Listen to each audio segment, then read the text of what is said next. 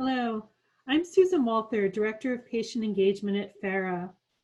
These are challenging times with COVID-19, but before our lives were upended by the pandemic, we were experiencing exciting times in FA research with 2 active clinical trials and several academic studies.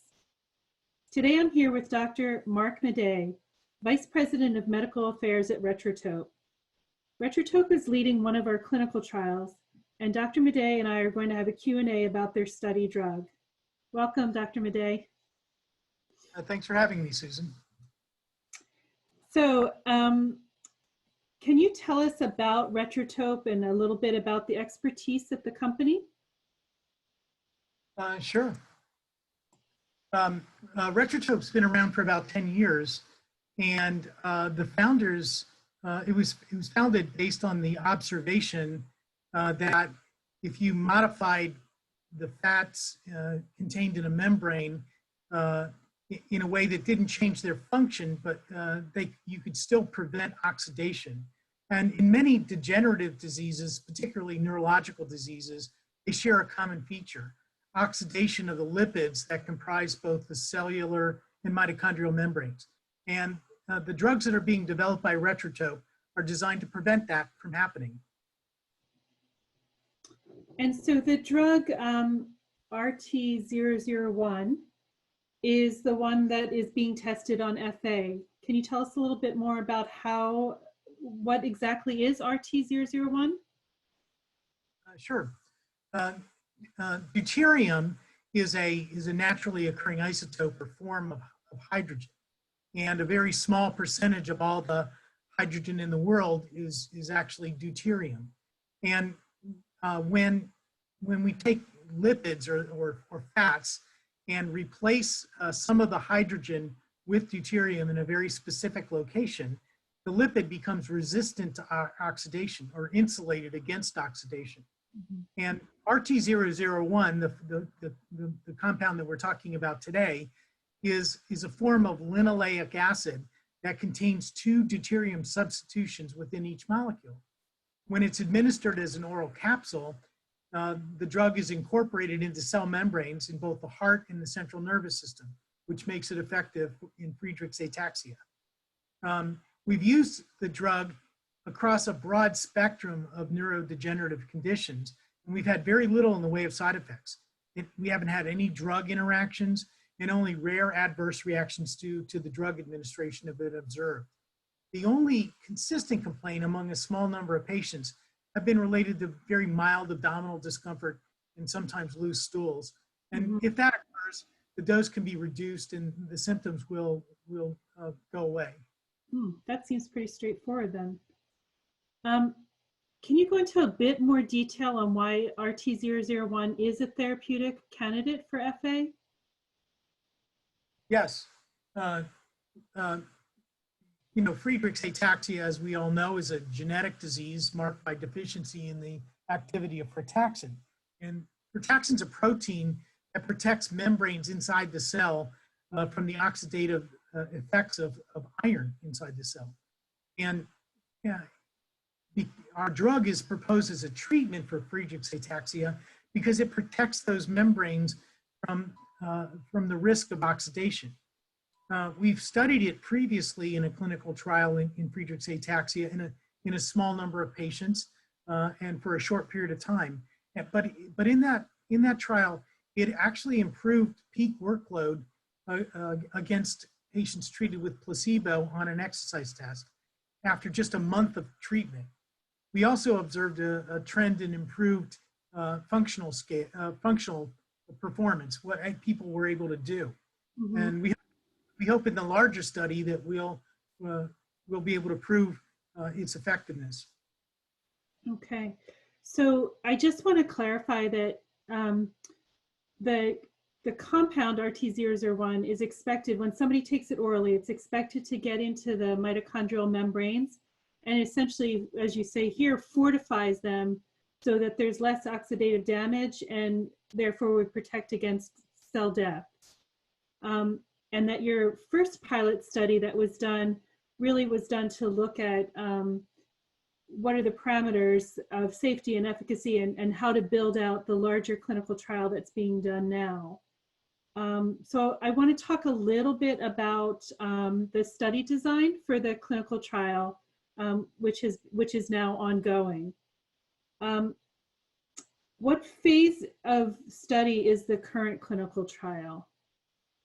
So our previous study was an early phase study, a phase 2 trial. And what it showed was that people were able to exercise longer. We now want to see just how much of a margin of benefit that they get.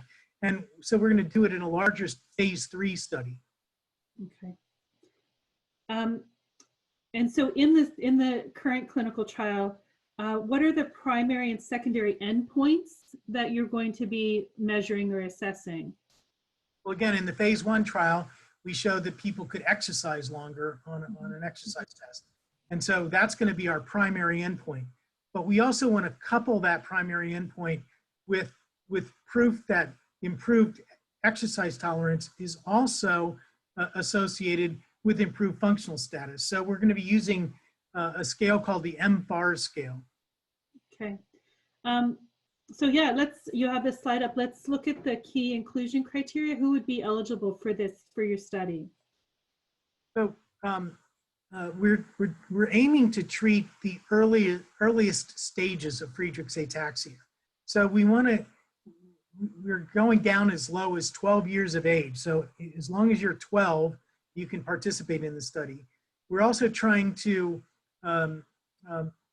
gear this toward the early stages by limiting the number of people over the age of 25 who can be enrolled. So although we're enrolling people across the spectrum of age, 75% of the patients are going to be under the age of 25. They have to have genetic evidence of Friedreich's ataxia. Most of the people who have Friedreich's ataxia have such a test done. They also have to be able to walk. And that may be with an assistive device like a walker or something, but they have to be able to walk at least 25 feet during a 1 minute period of time. And lastly, they have to be able to perform a cardiopulmonary exercise test on a cycle ergometer or a stationary bicycle. And that's going to be very important because if you can't do that, we can't really assess whether or not the drug works. To see so that's going to help show improvement in somebody's workload, is the exercise test. Yeah, that's the mechanism by which we measure exercise tolerance. Got it. How many participants have you enrolled already in the trial? How many people are you aiming to enroll in total? So we're planning to enroll at least 60 patients. Okay. And we have 15 patients enrolled so far. Okay. Do you want to tell us what sites are available for the study? Yeah, so there are 6 sites currently involved in the trial. In California, we have the CNS network in Long Beach and also UCLA. In Florida, the University of South Florida in Tampa is involved, and the University of Florida in Gainesville. University of Iowa in Iowa City, and the Children's Hospital of Philadelphia are all they comprise the 6 centers. Those are the current sites. Do you think you'll be adding any more? Yeah, we're in some negotiations with some other sites, trying to get them involved. And we hope to have some good news about that in the near future. Wonderful. So kind of the bad news, the question, how has the COVID-19 situation impacted your trial? Well, you know, the safety of the Friedreich's ataxia community, both the patients and the caregivers and the physicians, this has been the #1 priority for Retrotope during this pandemic. And as a result, the people that are already enrolled, they're continuing in the study, but we're not doing any additional screening or enrollment right now until we can make sure that it's safe. What we're trying to do right now is plan for a return to enrollment and screening once we can be sure that restrictions on travel and visits can be conducted safely. Okay. Thank you. We do appreciate your concern about the safety and well-being for the FA community. Is there anything that individuals with FA can do now if they're interested in participating in the trial? Well, yes. I mean, we're staying busy, keeping in touch with the patients who were scheduled or were considering enrollment in the study, because obviously the COVID-19 situation put a halt to things. But we had patients that were ready to be enrolled into the study. So we're staying in touch with them and trying to determine when that's going to be safe. We also I've listed a contact on this slide, Sarah Endeman, who is our patient liaison representative. If patients want to contact her if they have any interest or questions about the study, Sarah is really good at answering those questions. And also she can probably work with the patient to identify the most convenient and appropriate site for the patients to contact for future screening and enrollment. Wonderful. So you showed us 6 sites where people can enroll, but the point of contact should be Sarah first to have that pre-screening conversation and discussion about the most appropriate enrollment site to go to. Am I correct? I think right now that's probably the wisest thing, because it's difficult to get a hold of the sites, and a lot of the research programs are running on pandemic type hours. And so if they want to contact Sarah, she can make sure that that they pick the appropriate site, and helps them to engage rapidly once it becomes safe to do so. Wonderful. Well, thank you, Dr. Madej. That was a very informative overview of the Retrotope clinical trial. I do want to emphasize the one thing that you did say, which I think a lot of the FA community is interested in, is that you are looking for participants who are specifically in the age ranges of 12 to 25. So definitely a younger population, which is great, and that patients should still be ambulatory, even if they're using an assistive device, that they're able to do that 25-foot walk within a minute.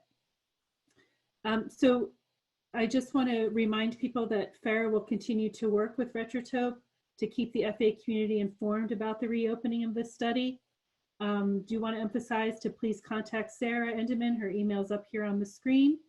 Be proactive, get study details now so that you're prepared when it is safe to return to a more normal schedule of advancing research for FA. Thank you again, Dr. Madej, for information about the Retrotope study. We do look forward to getting this trial fully enrolled, and we certainly look forward to eventually hearing about its results. For our audience, FARA will continue to post information about the Retrotope clinical trial on our social media platforms, Facebook, Instagram, and Twitter. And you can also find information on the FARA website at curefa.org/network. Thank you. Thank you.